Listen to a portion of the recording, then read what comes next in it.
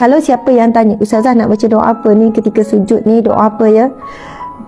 Saya sarankan bagi mereka yang tidak menghafal mana-mana doa yang Nabi baca ketika sujud, kalian boleh ulang Rabbana atina fid dunya hasanah wa fil akhirati hasanah wa qina azabannar.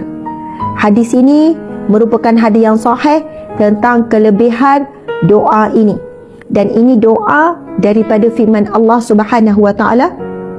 Dan inilah antara doa yang disebut daripada hadis sahabat yang mana mereka sebut sesungguhnya di antara doa yang paling kerap Nabi baca, yang paling banyak Nabi baca, yang selalu Nabi ulang adalah doa Rabbana atina fid dunya hasanah wa fil akhirati hasanah wa qina azabannar.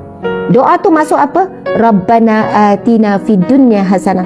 Ya Allah, wahai Tuhan kami, atina, kurniakan kepada kami fid dunya hasanah, di dunia ini kebaikan. Maksud hidup yang baik, hidup yang cukup. Hidup yang baik macam mana? Sihat, rezeki cukup, kasih sayang cukup, keperluan cukup, hidup yang baik. Wa fil akhirati hasanah, dan kehidupan di akhirat juga baik, iaitu di syurga. Wa qina azabannar, dan lindungi pada azab api neraka.